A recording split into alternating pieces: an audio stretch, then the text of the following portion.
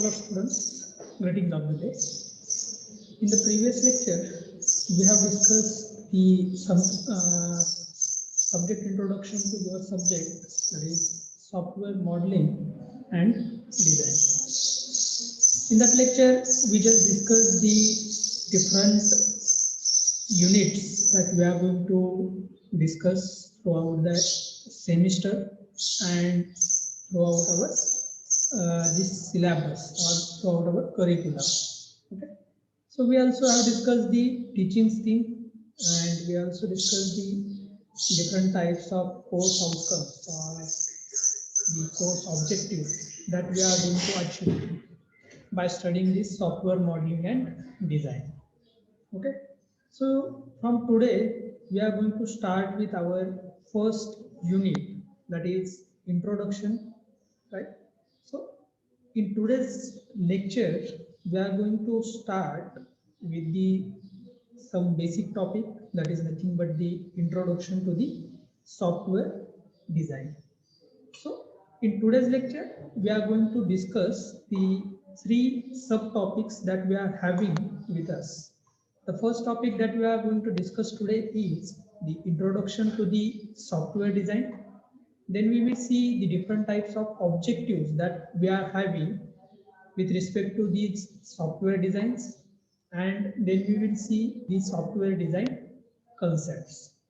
So let us start with the first point that we are having, that is nothing but introduction to the software design, right?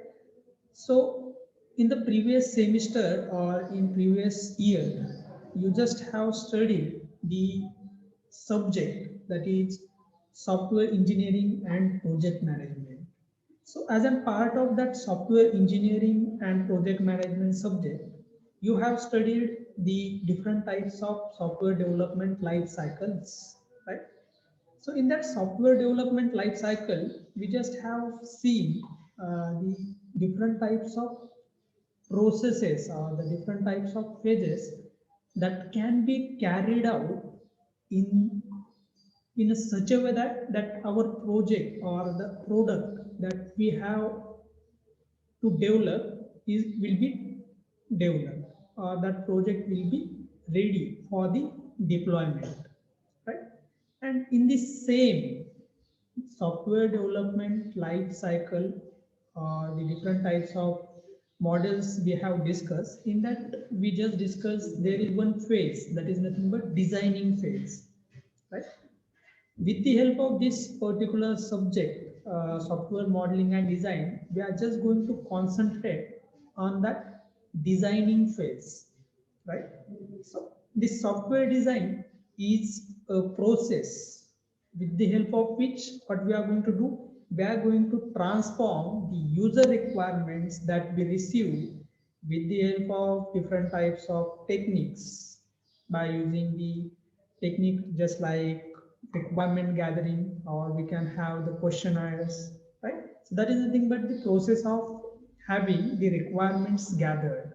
So this requirement gathers, we are going to transform into some form, right, which will help us to write down the programs, which are going to help us to write down the coding, write down the implementation part of that software, right?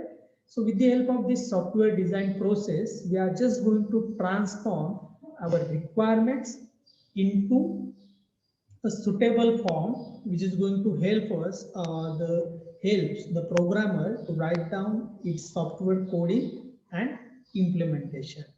So during this phase of software designing, during the software design phase, the design document is going to be produced, right? So we are having the software requirements specification document as an user requirements. With the help of this software design phase, we are going to prepare, by using that software requirement specification document, we are going to prepare one more document, that is nothing but a design document, right? So in this software design phase, what we are going to do, we are just going to prepare one design document, right, which is based on the customer requirement, that is your depends on your software requirement specification document. So hence the aim of this phase, the objective of this software design phase is just to transform our software requirement specification document into a design document. Means requirement document we are going to convert into a design document. Okay, so that is nothing but the software design, right? So there are following items that are designed or documented during this software design phase, right? So we can just have different modules that are required in our software requirement specification documents, right? So these different modules required, we are going to design as a design document. Then we are going to have the control relationships among modules, right? These modules are going to have different kind of communication in between them. There will be some kind of relationship of those modules, right? So we are just going to control that relationship by using this design phase. Then there are some interfaces among these different modules. Those interfaces are we are going to document. Then data structure will be there, right? So in some software development projects, we are going to have the data that we are going to store at the back end. So at that time, there will be some kind of data, right? And with respect to that data, there we will going to have the data structure, right? So the data structure among these different modules, that also we are going to consider at the time of our software design phase. And the next is that is the algorithm. Obviously, the any type of program that you want to write should start with the algorithms, right? So algorithms that are required to implement among that individual module that we are going to design during document during this software design phase, right? So this is nothing but the definition of software design phase and the different items that should be designed under or documented during this software design phase. So here we have completed the first part of our today's topic, that is nothing but introduction to the software design.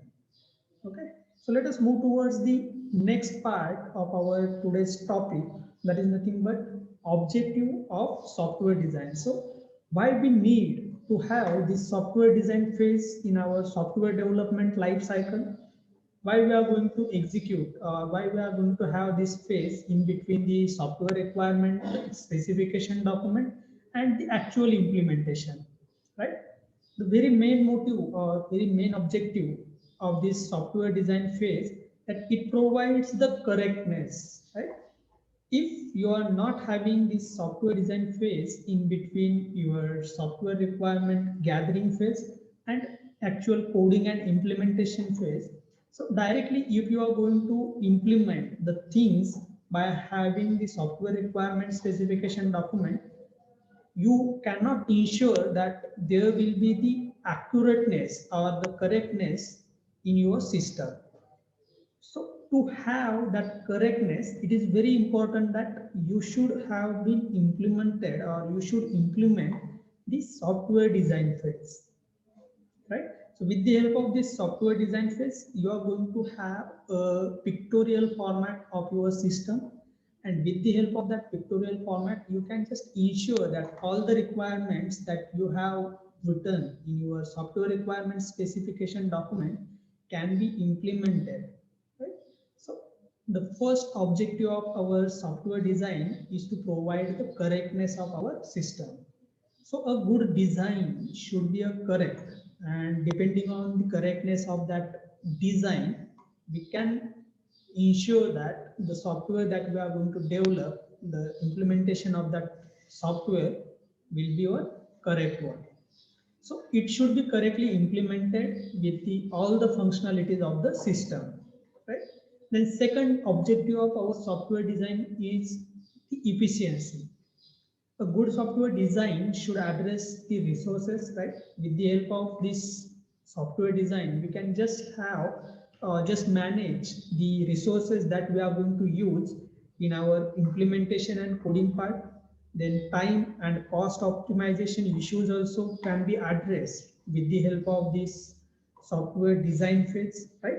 And obviously, whenever you are going to address such a kind of resource management, time and cost optimization issues, that is going to help us at the time of implementation. It will increase the efficiency of our software.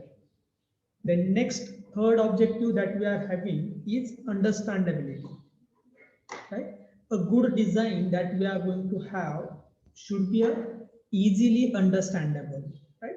So for which it should be a modular one, right? It is a very simple concept that every time whenever you are going to use any kind of software, if you are having all the concepts and all the part in the single module, at that time it is going to make a software design or the software a complex one.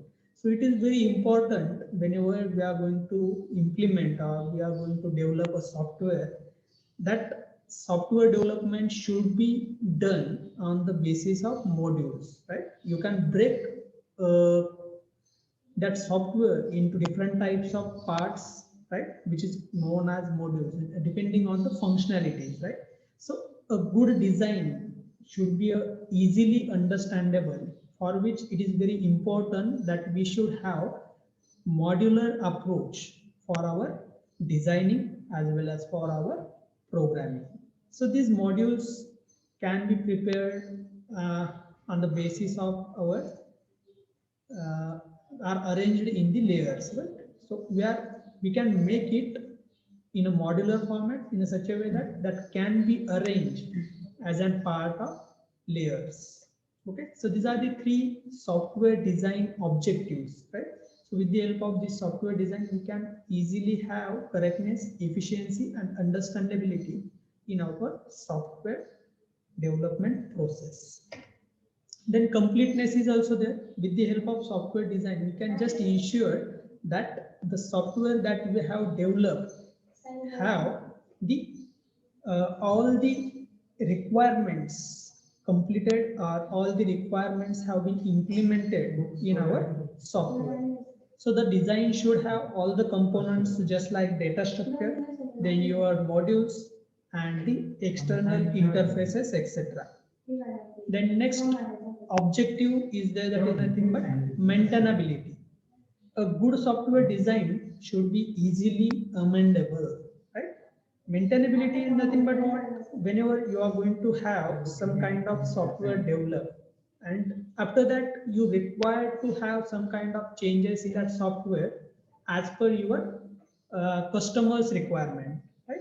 So if you are having a good software design, it should make us easily amendable to the change whenever we are having a change request from our customer side, right?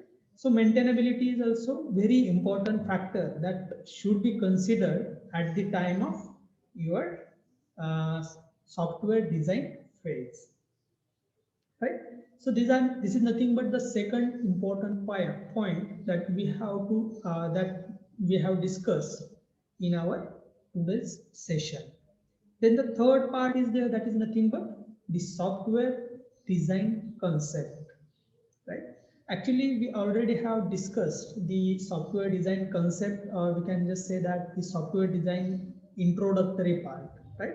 So these concepts are just having, the concepts are defined as a principal idea or the inventions that comes in our mind or in our thought to understand something, right? So what are these software design concepts? With the help of these software design concepts, we can just have different principal ideas and the inventions that are coming in our mind whenever we thought about the software designing phase. So the software design concept simply means the ideas and the principles behind these software designs. So with the help of these software design concepts, we are going to describe that how we can plan to solve certain kind of problem of designing that particular software, or the logic or the thinking behind that how we are going to design that software.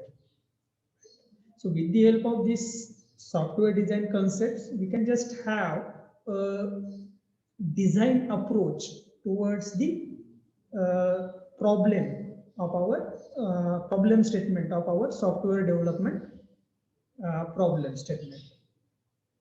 It also allows the software engineer to create the model of the system or that software or that product that is to be developed or built. Means with the help of these software design concepts, we are going to just have one model for that system. Right? We can just draw a model with respect to or with the help of these software design concepts.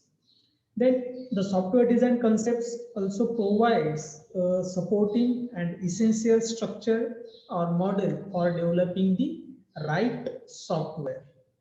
Okay, so these are nothing but the some software design concepts or the introductory part to these concepts.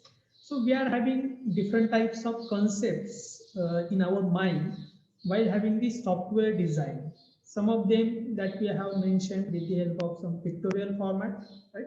So whenever you are going to have a software design phase or the software designing in your mind, you should have or you are going to have some kind of principles in your mind.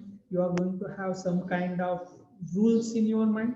So what are these things? So abstraction you are going to consider, refactoring is there, information hiding, how you are going to implement the information hiding, that you are going to consider at the time of software designing phase. What kind of pattern you can make, that you are going to design, you are going to consider. Then refinement is there, architecture is there, how you are going to achieve the modularity in your software designing phase, that you are going to consider. So these are the different concepts that can be considered during the software design phase. Okay, so these are the concepts that we are going to learn during the curriculum of our software designing and software modeling and designing subject. So these concepts may come in some topics, and at that time we will discuss these concepts thoroughly. So the software design that we are going to draw can be have three different levels, right? So what are these three different levels that we can draw the software design? The first one will be there, that is architectural design, right? So the architectural design of a system can be just viewed as an overall structure of system, right? So with the help of this architectural design, what we are going to do, we are just going to make a blueprint of our computer system, right, or our software, with the help of which we are going to have the view, overall view or the structure of that system. And with the help of this architecture, we are also going to view the way in which our structure provides the conceptual integrity for that system. This architectural design also identifies the software as a system with many components which are interacting with each other. And at this level, at this first level of software design, that is architectural design, the designer get the idea of our proposed solution domain, right? The idea of that proposed solution domain can be get with the help of the architectural design. Then second level of design is there, that is high level design. We can also call this high level design as a preliminary design. Here the problem is going to be decomposed into the set of modules, right? There's control relationship between among those all the modules identified, and also the interfaces that we are going to provide among the various modules are identified. So in this higher level design, what we are going to do, we are just going to break down our design as a set of modules, right? And the relationship between those modules we are going to identify, and also the interfaces among those different types of modules we will identify. The outcome of this particular stage, that is high level design, is called the program architecture, right? So particular module is going to have some kind of program, and we are going to write down a program architecture. We are going to draw a program architecture for that particular module. The design representation techniques are used at this stage are structural charts and the UML diagram. Unified modeling language you can use to just represent such a kind of high level design. Then third one we are having is the detailed design. So once the high level design is completed, we can have the detailed design, right? We can just undergo or undertake the detailed design. What we are going to do in this detailed design? In the detailed design, each module is going to be examined carefully to design the data structure and the algorithm. Means first of all, we are going to have architectural design. Then we are going to break down that architectural design according to the modules. Now in this detailed design, what we are going to do, that module design or that high level design, we are just going to make that module examined carefully, and we are going to design the data structure and the algorithms that are implemented in that particular module. So with the help of this detailed design, we can just have the data structure and algorithm design.